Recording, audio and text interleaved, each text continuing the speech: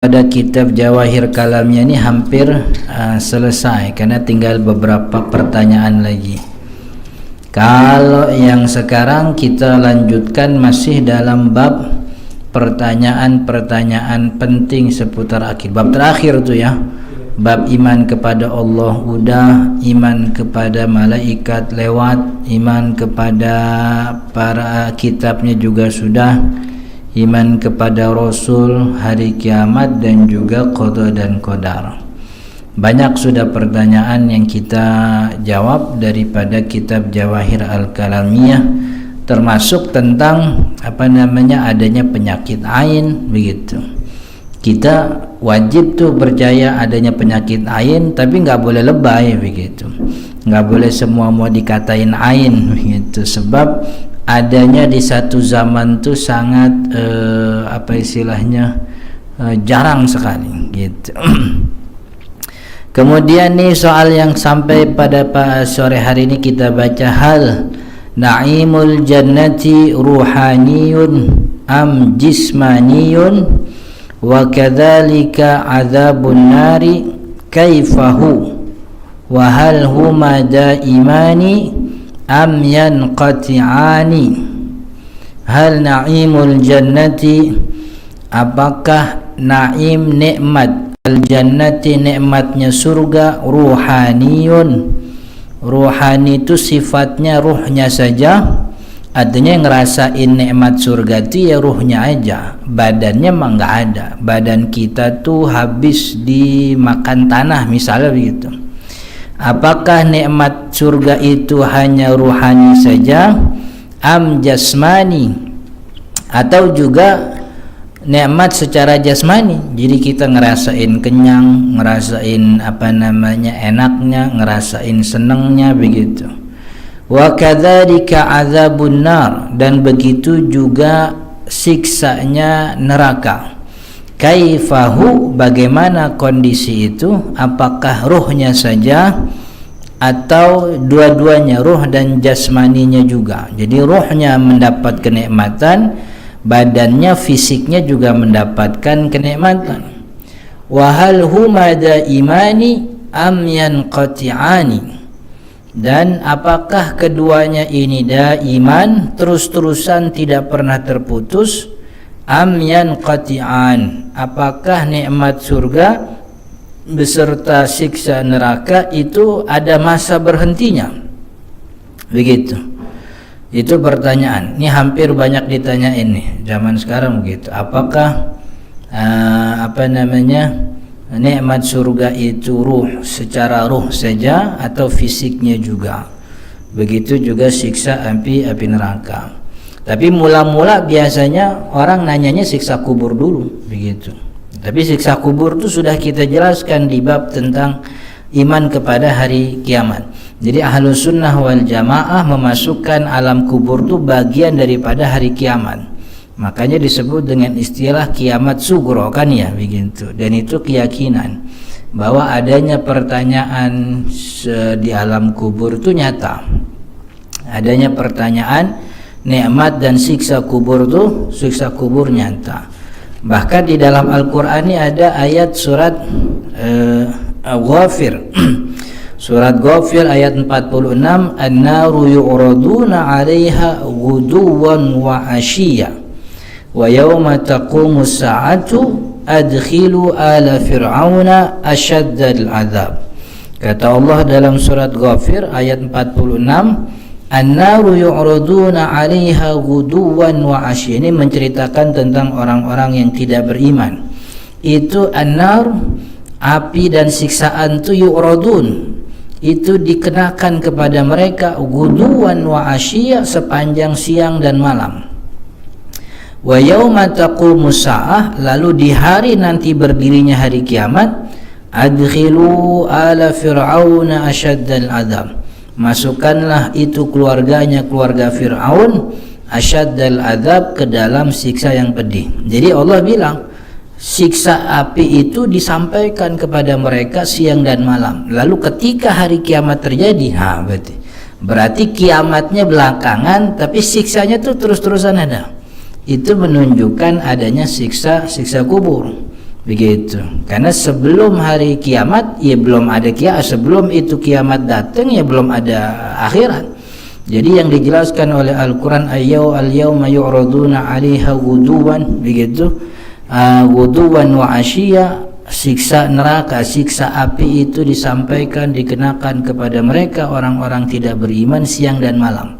Lalu ketika datang itu hari kiamat gitu, jadi kiamatnya belakangan. Oh berarti itu siksa yang ada sebelum hari kiamat kan nggak mungkin siksa neraka, karena neraka dan surga nanti setelah pengadilan baru masuk. Berarti siksaan yang ada sebelum datangnya hari kiamat itu namanya siksa di alam kuburnya. Dan Ahlus Sunnah wal Jamaah memasukkan kepercayaan kita kepada siksa kubur dan juga kenikmatannya itu bagian daripada iman kepada hari akhir, iman kepada hari kiamat, begitu. Lalu ketika datang hari kiamat, adkhilu, Allah menyerukan kepada malaikat, adkhilu ala fir'auna asyaddal azab, itu keluarganya, keluarga Fir'aun itu masukin ke dalam siksa yang sangat pedih, begitu. Itu juga jadi dalil banyak. Terkait juga ada hadis Nabi Muhammad SAW waktu itu menceritakan tentang bahwasanya orang yang wafat nanti di alam kubur, orang yang wafat dan meninggalkan atau mengingkari kewajiban zakat, nanti di alam kuburnya ditemani oleh hayyatun tusammal aqra, ular namanya aqra. Jadi ularnya itu berbusa. Dalam beberapa riwayat tuh palanya ada banyak, begitu. Itu nemenin orang-orang yang dulu di dunianya nggak mau atau mengingkari kewajiban zakat, begitu. Dan ini masuk kalau dalam ilmu akidah namanya masuk dalam sam'iyat. Jadi kan di dalam akidah tuh ada namanya aqliyat, ada namanya nubuwat, ada namanya sam'iyat.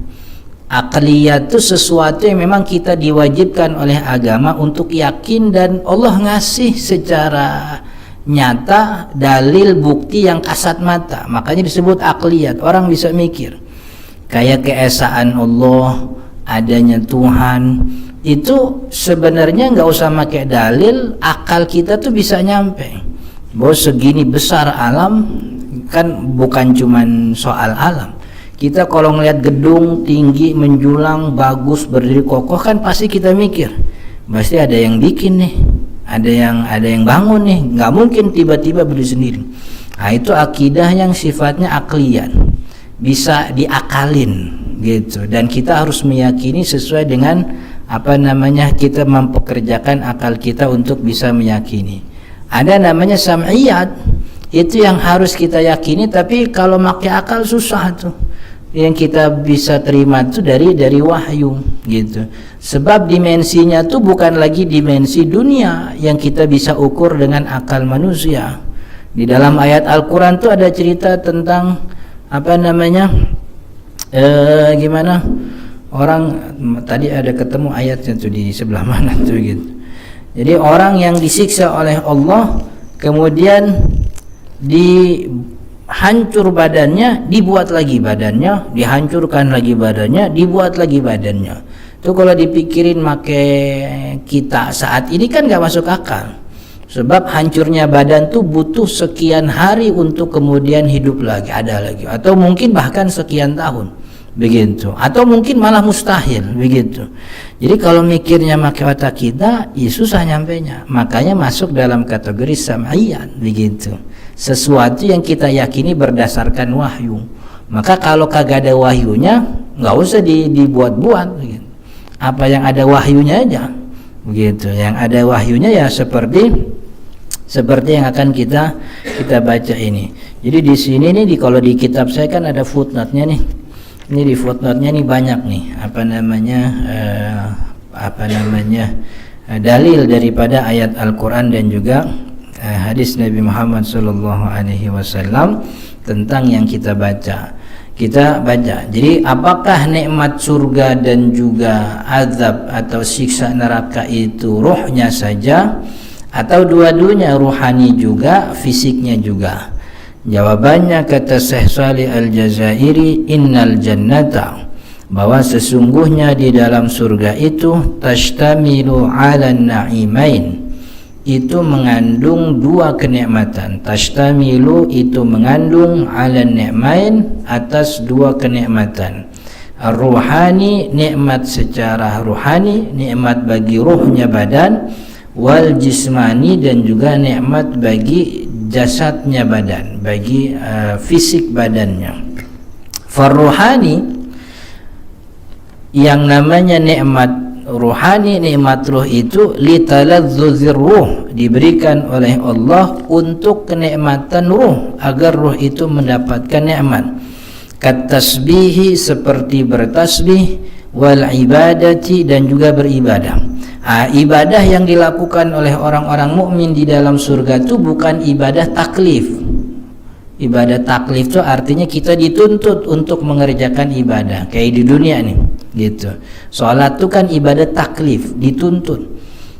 Tapi kalau di akhirat tuh di surga namanya ibadatul qurbah, ibadah yang dikerjakan oleh orang mukmin dalam rangka qurbah, mendekatkan diri kepada Allah. Jadi bukan dituntut. Jadi syariat udah nggak ada tuntutan di akhirat tuh.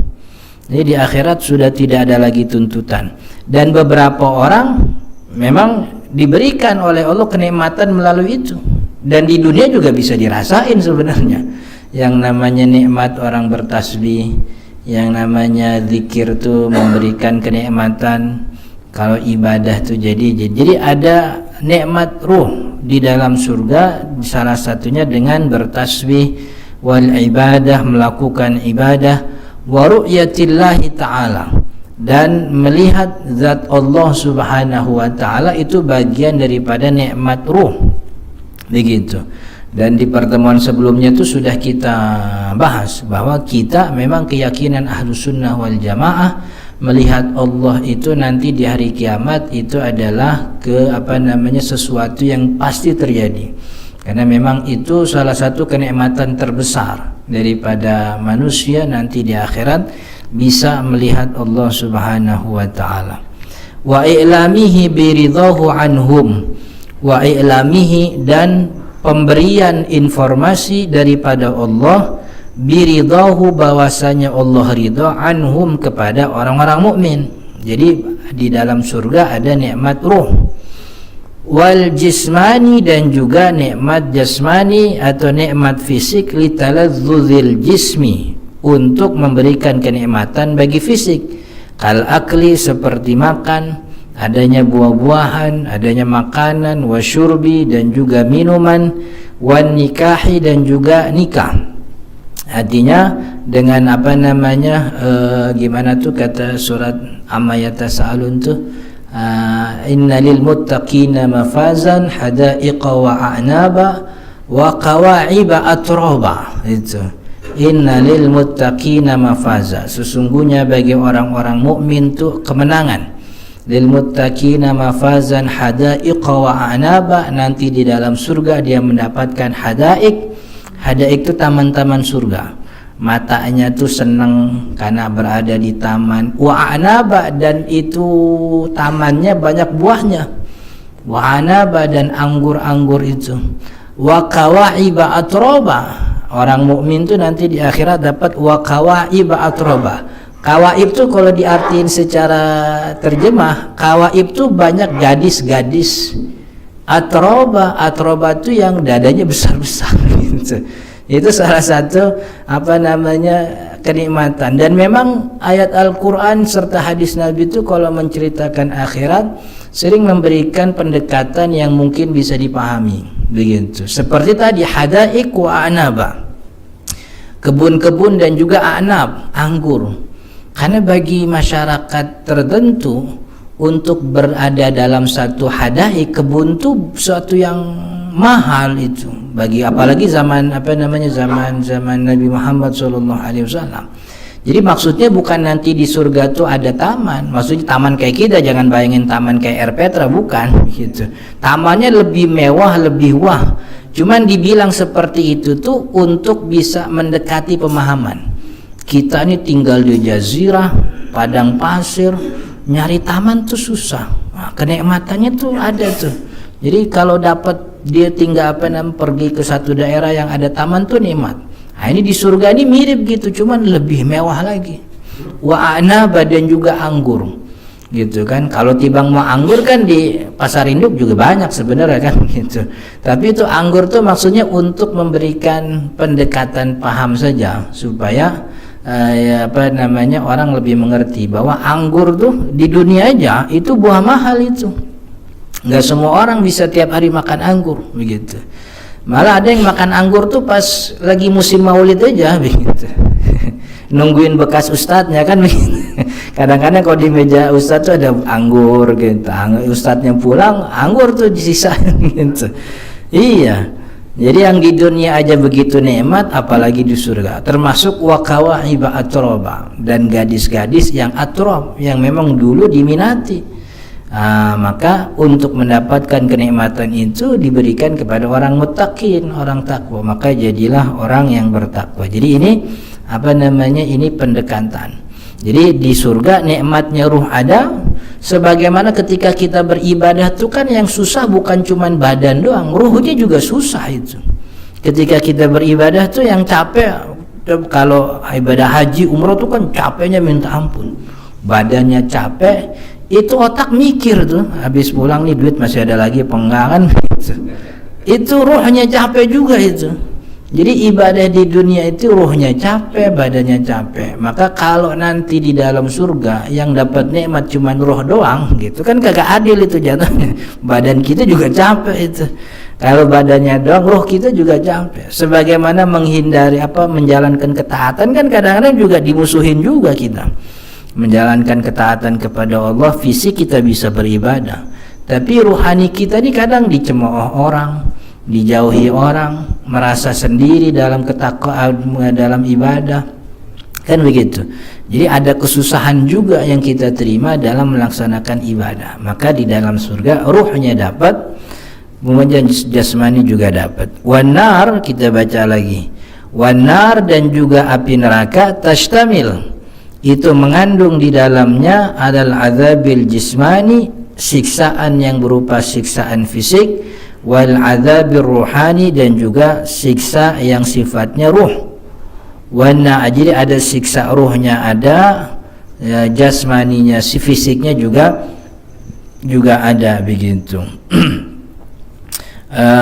Gimana sih ayat wa kullama nadijat, ini surat surat An-Nisa ayat 56 sampai 57. Innalladzina kafaru bi ayatina, orang-orang yang kufur mengingkari ayat-ayat kami, saufa nuslihim naro, akan kami ceburkan mereka ke dalam neraka. Kullama nadijat juluduhum, setiap waktu di mana kulitnya melepuh, habis itu kulitnya, badalnahum juludan ghairaha, kami ganti kulitnya yang baru lagi, liyadzuqul azab, untuk mereka bisa merasakan siksaan itu.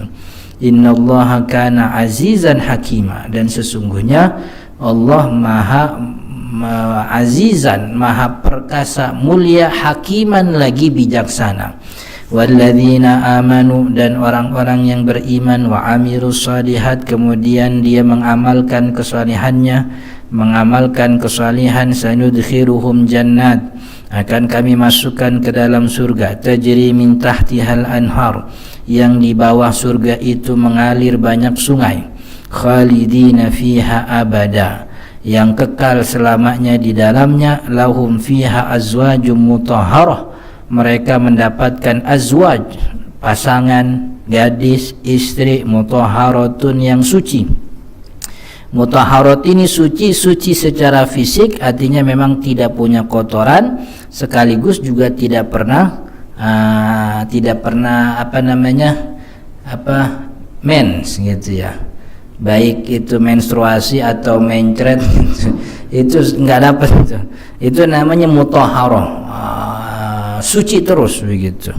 Wa nudkhiluhum dhillan dhalila, lalu kita masukkan mereka ke dalam dhillan, payung yang menaungi, maksudnya adem terus. Jadi nggak pernah di dalam surga ada bagian surga yang panas begitu kan. Pokoknya iya adem terus begitu. Iya. Wan na'imu wal adzabu, dan yang namanya nikmat, baca lagi, wan na'imu, dan kenikmatan, wal adzabu, dan juga siksaan, fihima, di dalam surga dan neraka, daimun, itu kekal abadi, la yanqati'u abadan, la yanqati, tidak pernah putus, abadan, selama-lamanya. Wa ahluhuma, dan orang-orang yang ada di dalamnya, baik surga atau neraka, khaliduna fihima, itu kekal berada di dalamnya. Ini pandangan jumhur ulama. Ada satu pandangan yang mengatakan bahwa yang kekal itu surga, sedangkan siksa neraka itu terputus. Ada waktu di mana neraka itu hilang, terputus. Itu pandangan yang masyhur dari Imam Ibnu Taimiyah. Jadi Imam Ibnu Taimiyah berbeda dengan jumhur dalam masalah ini. Beliau, kalau jumhur bilang dua-duanya abadi, neraka kekal, surganya juga kekal. Tapi kata Imam Ibnu Taimiyah, surga yang kekal, tapi neraka akan berhenti. Maksudnya ada masanya di mana Allah sudah mengambil semua ganjaran bagi orang-orang yang tidak beriman, begitu. Jadi, dan itu kata beliau salah satu bentuk rahmatnya Allah Subhanahu wa taala, bahwa surga tidak terputus, tapi kalau nerakanya berhenti satu waktu di mana Allah sudah sudah selesai mengganjar semua perbuatan buruk hamba-hambanya, begitu. Tapi itu pandangan Imam Ibnu Taimiyah yang makanya di dalam akidah itu juga tidak semua masalah itu disepakati, gitu. Ada masalah-masalah yang memang teks syariatnya tuh memberi peluang juga untuk untuk berbeda, begitu. Tapi dalam masalah-masalah yang yang lain memang banyaknya adanya kesepakatan. Jadi mirip masalah fikih, begitu.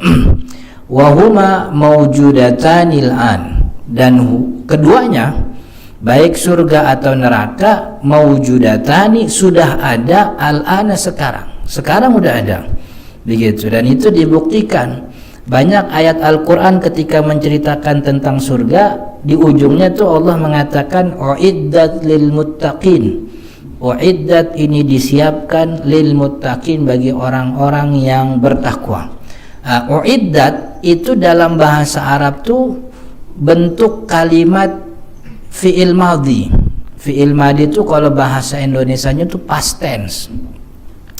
Sesuatu yang past tense itu, sesuatu fi'il madhi itu kalimat kata kerja yang sudah berlalu.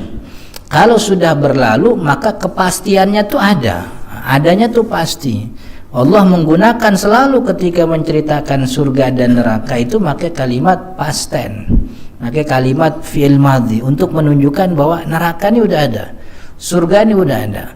Uiddat lil muttaqin, sudah dipersiapkan, gitu, udah ada.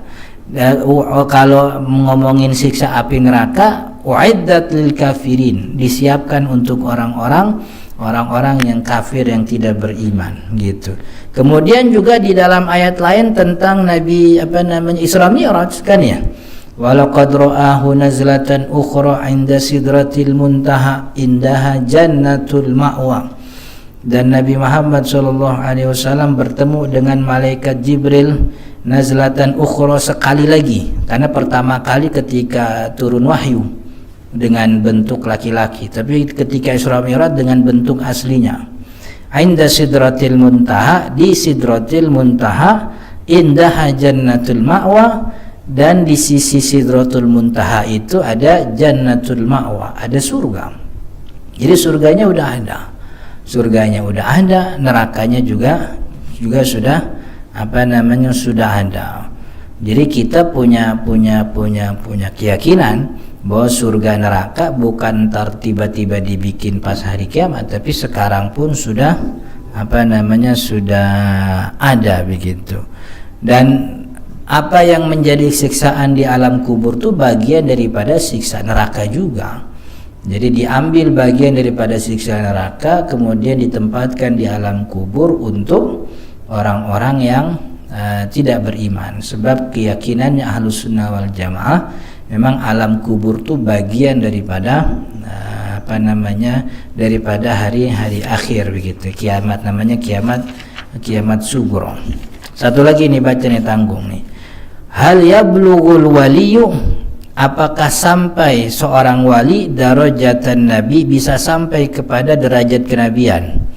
Wa hal yasilu ila halatin tasqutu anhu takalifu indaha, apakah bisa seorang wali sampai pada kondisi taskut, gugur bagi dirinya, at-takalif, tuntutan-tuntutan agama, indaha, ketika dia sudah sampai pada level tertentu gitu. Ini yang kata orang-orang pada sholat, dia gak sholat, ngakunya sholat di Mekah katanya begitu, ya kan?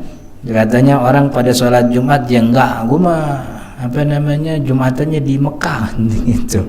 Jam 12 di Indonesia, jam Mekah masih jam 9 itu belum sholat itu. Kata Syekh Shalih Al-Jazairi, jawabannya la yablughul wali, seorang wali tidak akan sampai darajatan nabiyyin, derajat para nabi, tidak akan mungkin sampai minal anbiya'i aslan, daripada derajat nabi dan dari para nabi aslan sama sekali.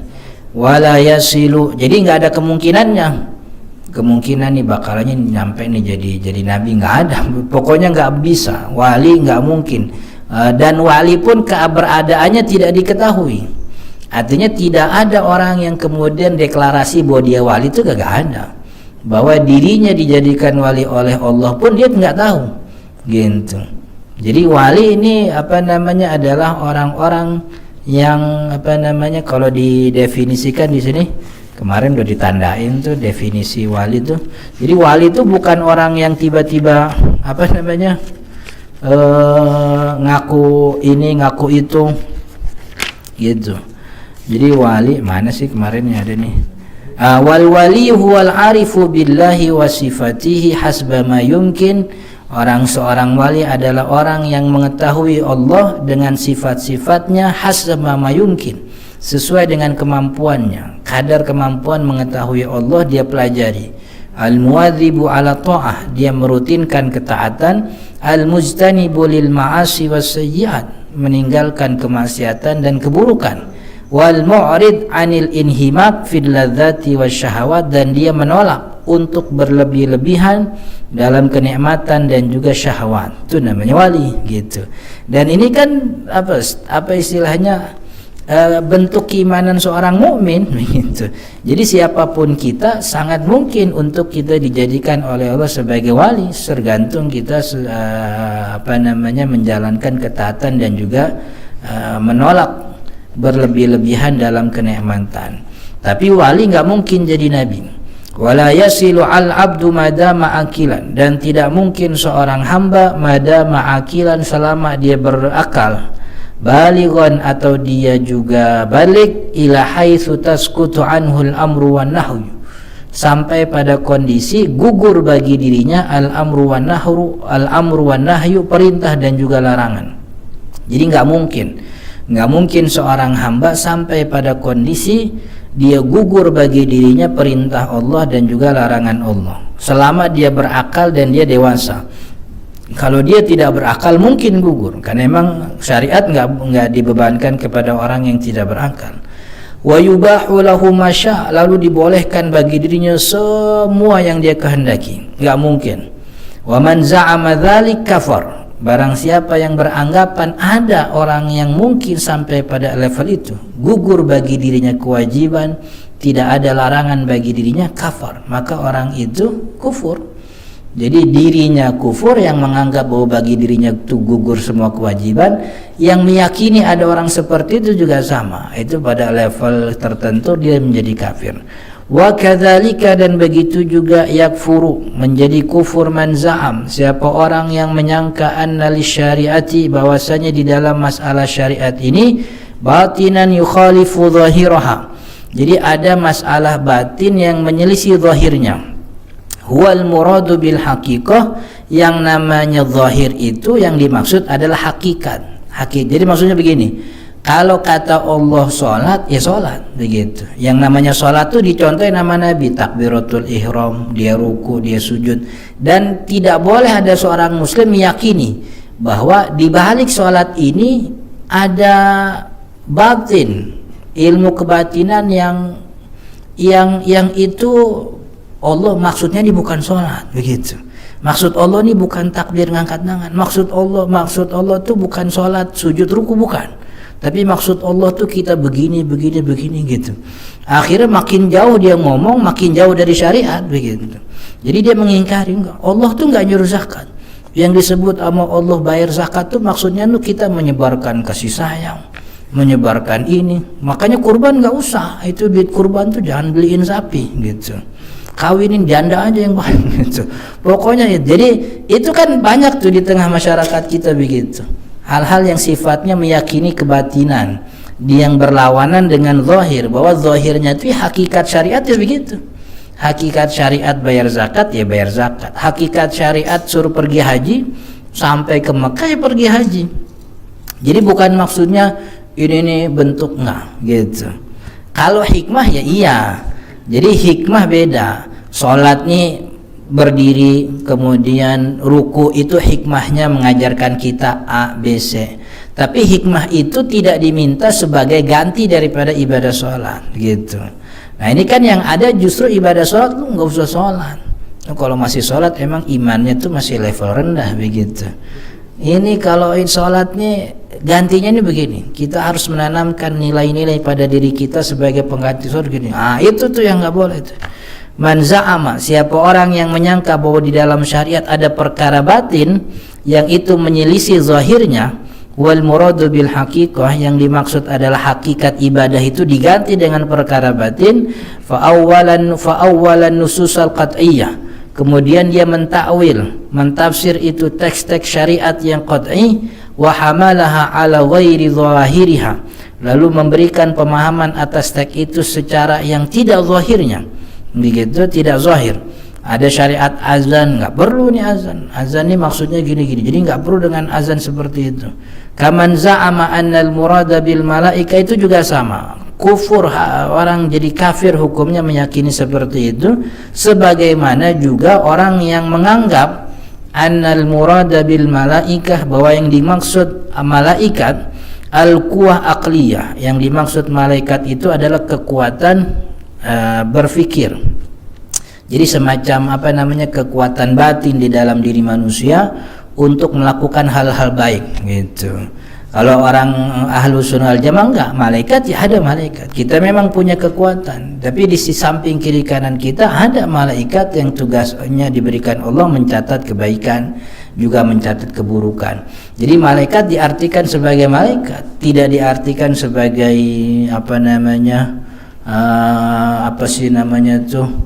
spirit macam-macam begitu. Wabi syayatin, dan dengan setan al-quwah wahmiyah, yaitu kekuatan yang negatif. Jadi tidak diartikan demikian. Ya setan kita meyakini keberadaannya. Artinya tapi tidak berarti setan itu masuk film begitu ya, kayak orang, bukan begitu. Tapi kita meyakini bahwa setan itu makhluk yang diciptakan oleh Allah Subhanahu wa ta'ala. Dan awal pertama kali mula muncul ketika Allah menciptakan Nabi Adam, lalu diminta untuk bersujud para malaikat. Nah itu yang menolak itu kan kemudian digelari sebagai iblis begitu. Setan tuh anak-anaknya begitu. Jadi setan jadi anak-anaknya iblis begitu, dan itu ada makhluknya, dan mereka memang memberikan gangguan kepada manusia. Makanya di setiap peribadatan kita diminta memulai dengan minta perlindungan. Allahumma inni a'udzubika min hamazati syayatin wa a'udzubika ayyahdurun. Allah, saya mohon perlindungan darimu daripada gangguan-gangguan setan, dan aku berlindung kepadamu jikalau mereka hadir, kan begitu. Jadi itu memang ada. Seperti yang bahwa setiap anak lahir tuh kemudian didatangi oleh setan yang bernama, siapa tuh setannya tuh? Kemudian mereka itu akan pergi ketika kata Nabi Muhammad, iya bukan kalau korin beda lagi itu. Gitu. Iya, ini yang bikin bocah nangis mulu. Itu salah satu caranya tuh azan. Jadi azan tuh untuk menjaga anak-anak daripada gangguan setan tersebut gitu. Wallahu taala alam. Insyaallah kita lanjut di soal selanjutnya masih ada beberapa lagi insyaallah. Ini sebelum Ramadan habis kayaknya nih gitu.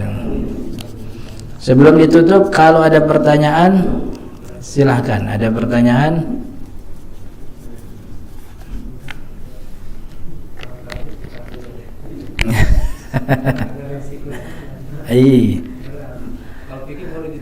Boleh. Sama, cuman ini lebih ada footnote-nya gitu. Jadi kalau ngajar juga begitu. Jadi kalau ngajar kitab ini jemaah tuh saya beliin buku itu. Itu jadi soalnya kalau baca sama footnote-nya kelamaan. Tipis. Emang masalahnya dikit sebenarnya. Yang susah kan yakinnya. Masalah kan aspek keimanan cuma 6 itu tadi. Iman kepada Allah, iman kepada malaikat, iman sebagaimana syariat juga kan masalahnya cuma apa itu aja. Jadi yang banyak tuh kan kondisi baru yang kemudian berkaitan dengan sholat gitu. Kayak kondisi sekarang nih, orang tawaf pakai skuter misalnya begitu. Itu kan muncul lagi pembahasan baru. Intinya sama-sama muterin Ka'bah juga gitu. Jadi kalau akidah juga sama. Akidah tuh bersumbernya pada 6 pokok itu tadi begitu. Dan ini ilmu fardu ain, ilmu-ilmu yang semua orang muslim wajib mempelajarinya, baik dia background apapun pendidikan dan pekerjaannya, dia harus mempelajari ilmu akidah yang harus diyakini, dan dia juga harus mempelajari ilmu syariat yang harus dikerjakan, sekaligus dia harus mempelajari ilmu akhlak atau tasawuf atau tazkiyatun nafs untuk memperindah apa yang menjadi ibadahnya kepada Allah Subhanahu wa taala. Mudah-mudahan kita digolongkan oleh Allah menjadi orang-orang yang bertakwa dan juga selalu istiqomah dalam ketaatan, dan diwafatkan oleh Allah dalam keadaan husnul khatimah. Al-Fatihah. A'udzu billahi minasyaitonir rajim. Bismillahirrahmanirrahim. Alhamdulillahi rabbil alamin. Ar-Rahmanir Rahim. Maliki yaumiddin. Iyyaka na'budu wa iyyaka nasta'in. Ihdinas siratal mustaqim. Siratal ladzina an'amta 'alaihim ghairil maghdubi 'alaihim waladdallin. Amin. Allahumma shalli 'ala sayyidina Muhammad wa 'ala ali sayyidina Muhammad. Allahumma ighfir lana dhunubana wa liwalidina warhamhum kama rabbawna shighara. Allahumma anfa'na bima 'allamtana wa 'allimna ma yanfa'una warzuqna 'ilman nafi'an warzuqna fahman sahihan fid din ya rabbal alamin. Allahumma ij'al jam'ana hadha jam'an marhuma waj'al tafarruqana min ba'da hadha tafarruqan ma'suma. Sallallahu ala sayyidina Muhammadin wa ala alihi wasahbihi wasallam. Alhamdulillahi rabbil alamin. Assalamualaikum warahmatullahi wabarakatuh.